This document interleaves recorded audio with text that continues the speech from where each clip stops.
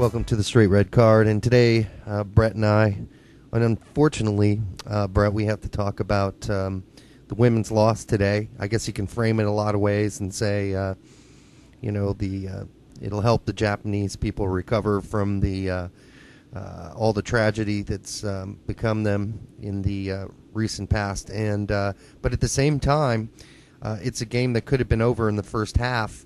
Had the U.S. just come up with some finishing touches. It was a game of wasted chances. They had so many opportunities to score in that first 30 minutes. Yeah, and that totally changes the game if one or two of those go in. Mm-hmm. Still, you have to give the Japanese players credit. Mm-hmm. They didn't give up. They scored on a set piece at the end there in the dying minutes and seconds of the game, and to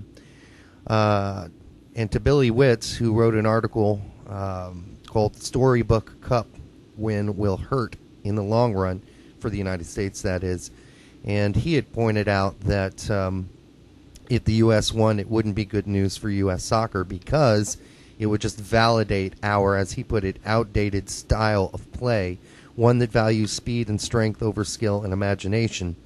I didn't really think that what happened today said any of that. I think that the U.S. possession was pretty good. I thought their imagination was pretty good. And then again, the Japanese, they score on an old-fashioned set piece that had nothing to do with imagination at all. So, Well, the finish itself did. The finish itself? Yeah. So when the Japanese players finish a corner, or that's imagination, but when Wambach does it, that's was it a head? I thought it was more of a flick of the leg up in the air. Well, it still was a lot of, I mean, that was pretty lucky stuff, and it's not like we haven't done some stuff like that as well. I'm just saying it just seems like whenever a foreign team wins and they do something to score that's somewhat even similar to what we do on set pieces, that is, score on set pieces, whether it be a header or otherwise. For the foreign team, it's all about because they're imaginative and they're highly skilled. But when we do it, it's just because we're big, overbearing, and fast. Well, and they don't even have to win. The article you're referring to talked about the Brazil and the France game, about how the U.S. lacked possession and how Brazil and France outpossessed us, which for a lot of the game, it was very true. Sure. But, and in those two games, the U.S. did possess. They strung several passes together. They had opportunities. They scored. They finished. I don't know what more you can really ask. I don't know if he just wants this to look more like Brazil does and a little more ticky-tacky passing, just little touches here and there. Yeah, I guess that's what it is, and we're referring to the article, again, by Billy Witz that was on Foxsports.com. You can go there if you want to check it out yourself. It's called Storybook Cup Will Win Will Hurt in the Long Run, and that is U.S. soccer, because, again, it'll validate this, outdated, as he put it, style of play. And then he goes on to talk about all these, of course, using Barcelona as the example. Of course, we'd all like to play like Barcelona. But then you look at Rapinoe's long pass today. I guess that counts it out as being skilled because it depended on Morgan's speed and, of course, her extremely unskilled finish, right? Yeah, that was a really unskilled finish. But because the pass wasn't 5 feet or 5 yards long, and it instead was 40 yards long, that makes it just a boot and run, unskilled pass, kind of lucky and all that. Whereas had Rapinoe dribbled the ball all the way up to the box and then put her through on a short through pass that she finished, now that would have been imaginative and artistic. Is that what I'm picking up on your sarcasm here. Well, here's the thing: the U.S. women team is very technical.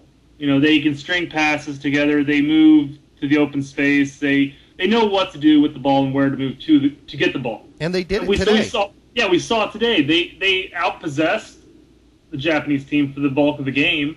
They had the most dangerous opportunities. Japan may have won the match. And, all credit to them. They stuck in it and they put away their opportunities. but the U.S. could have had four or five goals in the first half alone. Yeah, I did not think Japan was the better team today.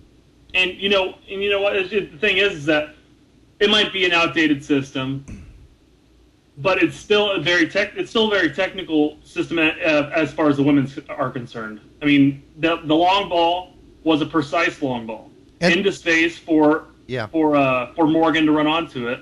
Yeah. Morgan used her body. She used her strength to overpower the Japanese center back, and then it was an absolutely beautiful shot in the lower right-hand corner. Yep. I mean, it was a skilled shot. I mean, it was really talented. I mean, for an outdated system, there's still a lot of technical ability and a lot of skillful play. I think there has to be some sort of discussion, since we're all drugged up on Barcelona now, and it's hard not to be, because they are the best team in the world. But to even compare the German national team to Barcelona, I think is a far. And then he does that in this article. Sure, okay, the Germans they've transformed their play a little bit, but they still rely on some strength and some speed on that team. They're not a bunch of really tiny, slow, Messis on the German team. They're just not. Again, I'm not sure that it is necessarily an outdated style of play as long as you play it right. It's like trying to transform the United States men's national team into the Mexican national team, where they do a lot of the short passes and triangle passes, and they're very skilled at it. Well, we're never, in my opinion, I just don't see us beating them at their own game anytime soon. And so I'm not sure that it's always the smartest thing to play somebody else's game when you're playing them head-to-head. It's a popular conversation among soccer fans, is that our system's broken. We have to redevelop it and basically start fresh with a new setup from the youth and work our way up, which is true and it's not true. It's just they're asking for a different system. The way we played even in the men's, the counterattacking, the use of speed, it's just one setup. Right. It's not like it's an outdated, broken setup. It can still be utilized very successfully, as we're seeing. Yep. But it's just how it's used, and then just other technical aspects of the system itself. And a lot of people talk about how they want to be able to possess the ball more. They want to look more like Spain's the Mexican national team. I'm referring to the men's side here. Right. But I mean, with the women are still performing. They're still dominating. A lot of play. It's just that, and they mentioned it today on the broadcast, is that the rest of the world is just catching up. Not the rest of the world, but some teams are catching up. Right. I mean, you have the German national team who all play with clubs. They all play on German clubs. Yep. We have the French team play with French clubs. They mentioned that Lyon had like 7 or 8 players from their starting 11. Or from Lyon, from one team. Yep. The U.S. have players playing on the national or playing on their club team in the U.S. WPS, and some in Germany. Mm-hmm. But it's just some of the rest of the world is catching up, and it's not always going to be U.S. dominating. It's not that our system's outdated. It's just that other people are getting better. Yeah, and I didn't really, outside of, there were players on Brazil. There were a couple players that did look incredibly skilled compared to maybe our most skilled player. There was a player on France that reminded me of that too. But it's not like they're catching up and passing us so far in that area. I just don't see, when I watch the U.S. Team today string together a number of passes, especially at the beginning of the game when they had possession so much, I didn't say, well, this is a team that can't do that doesn't have skill and doesn't have imagination. They're just also they're very fast and they're very strong. Why not use all of those things? So, but go ahead. And I was going to say, and again, his article's not necessarily wrong. He does talk. He uses this as an example. He does go into talking about how the youth teams, like just developing from like the U8s and up, that they are looking for the size and strength, and that's all that they're looking for. And we're not really developing the players the way we should. I would disagree with the fact that the women's national team, the girls on the team, they're very technical, they're very skilled players, but they also do have size and strength as well. Mm-hmm. And some of them have size. Not all of them have size. Yeah. Well, you look at even the men's U17s and the men's U20s. I'd say there's a whole lot of smaller guys on that team. Mm-hmm. They're not just the big, almost 6-foot kids. They're not the brutes.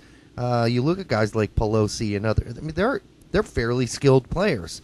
Mm-hmm. So, again, yes, we do have a problem with the youth system. Yes, across the United States, there's still a lot of issues with picking the big and fast kids. But I think that is changing. It's certainly not going to change overnight. No. And it isn't like we haven't recognized the issue, that Claudio Reyna hasn't recognized the issue, and that we're not taking some steps to change that. I think we are. It's just not going to happen overnight. So, but I also don't think that means we abandon the things that are an advantage for us. Speed. Yeah, we had talked about talked about that in a previous conversation, a previous vidcast, where do we drop our system completely? Do we drop the speedy, more athletic guys? And just purely pick up these small, skilled players? I mean, is that really going to revamp us and change us? Yeah. Or do we find a healthy mix? Right. Who knows? Well, and as far as the poor gals today who lost, mm-hmm. It did look like every time we got a lead, we certainly kept attacking. And sometimes you have to wonder if that's to the detriment. I don't know. Sometimes you just close up shop when there's 5 minutes left in the game and you're up 2-1. I know that for the most part they sent Morgan all the way up the field, and she was our kind of attacking person. But, maybe we need Morgan's strength on speed on the defense at that point of the game, and just throw Wellbach back up there, and she looked exhausted by the end of the game anyhow. I noticed that too. The entire team looked exhausted just going into the PKs. Yeah, and we saw it with